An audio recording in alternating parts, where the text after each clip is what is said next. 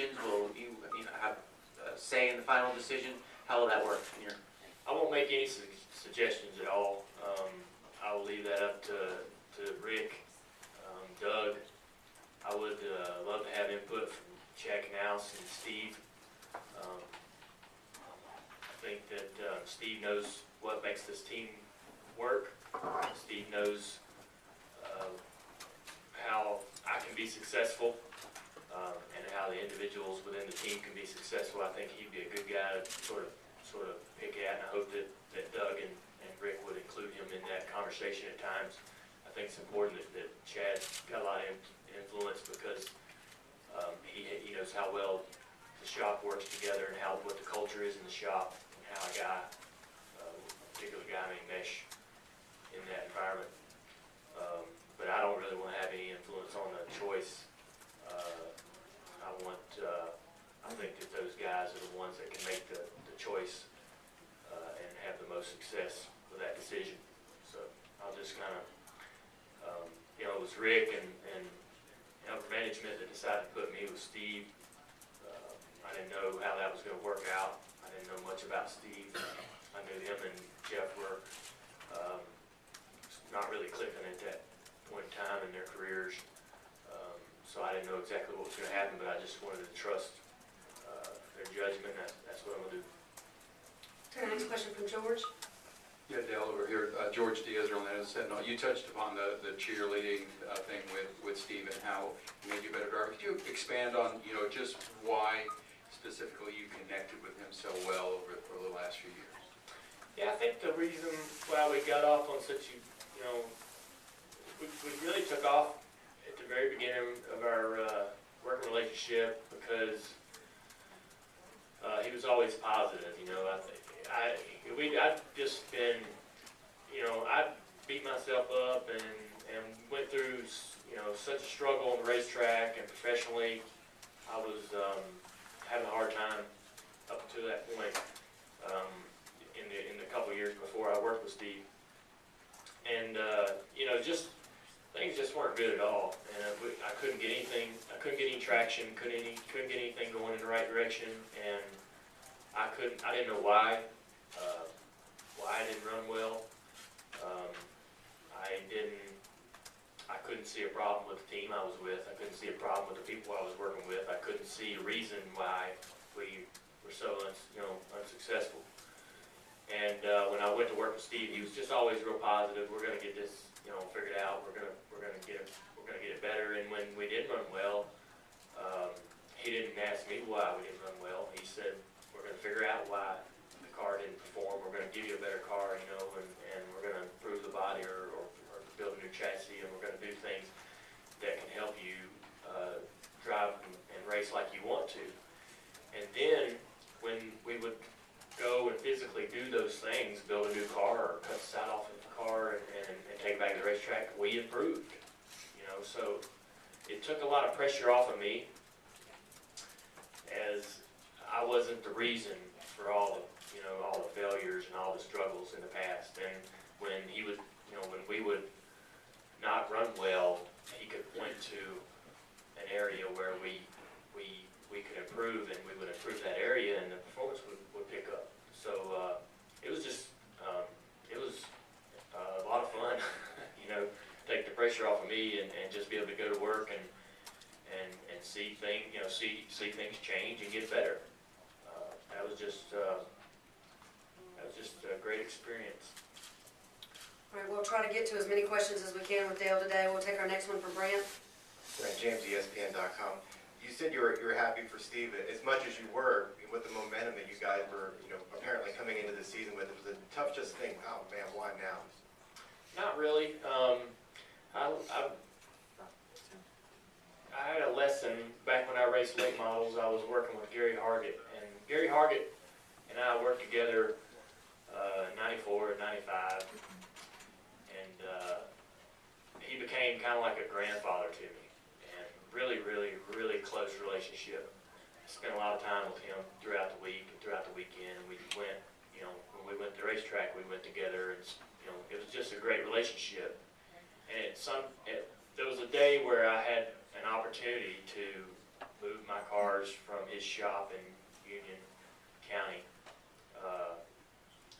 up to my shop to be able to work on them. It was an hour drive.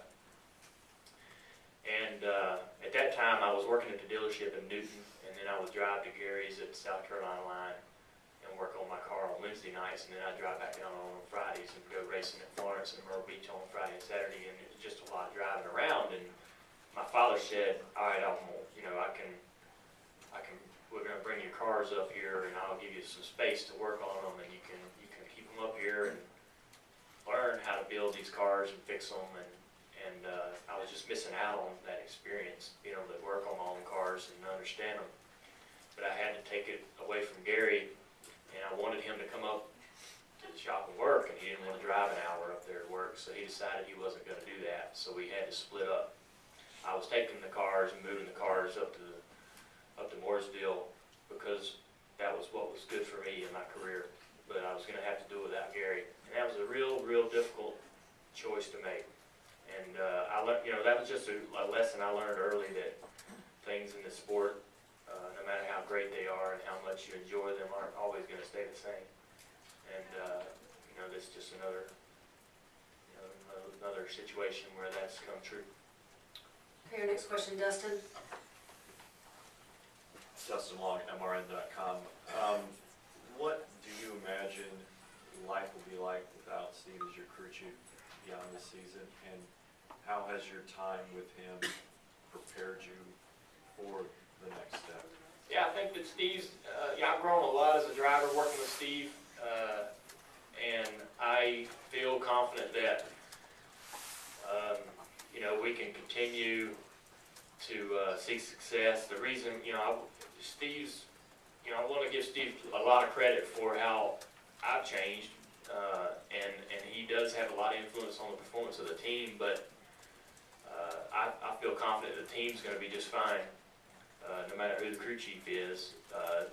There's a culture in that shop, and it's a culture of success and winning, and nothing, anything else is not acceptable. And I feel like that will continue after Steve's gone. So I'm not really worried about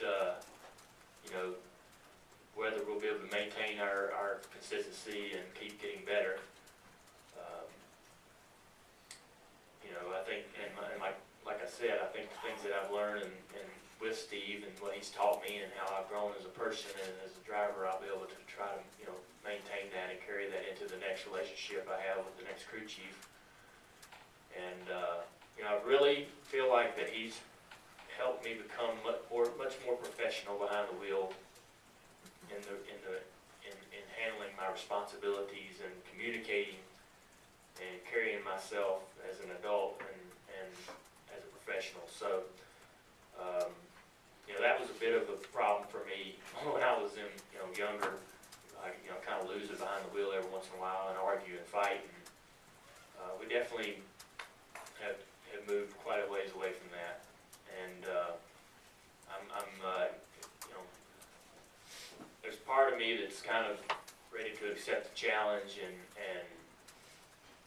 see how the change affects the team and how, it's great that we've got a year to figure it out and find out who can come in there and take his place. And it's going to be it's not going to be easy. The easiest thing would be for us not have making changes, but that's not the way life is. So we'll face it head on. And but yeah, I think I've learned a lot, and it's going to be a challenge and a good challenge, one I'm ready to accept, to try to create a new relationship with a new crew chief. And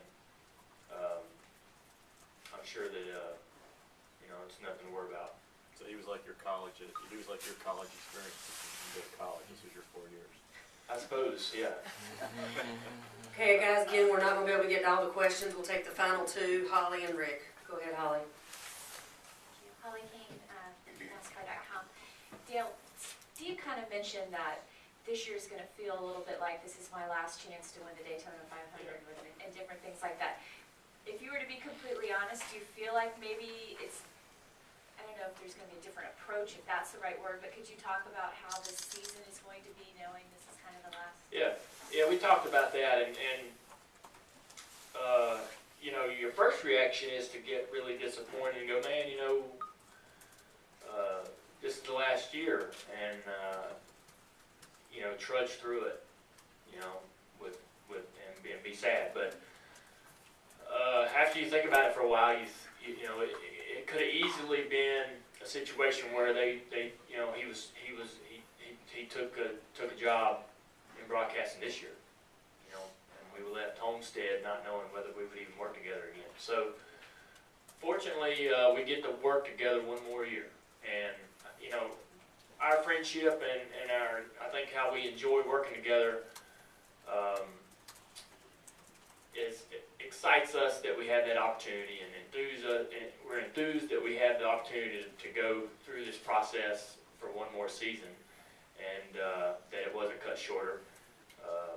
And he gets to get it all out of his system, and you know, I get to enjoy working with him for another year, and I feel almost lucky in that regard that I get that opportunity to work with him for one more season. So he's not going to work for another driver or another team.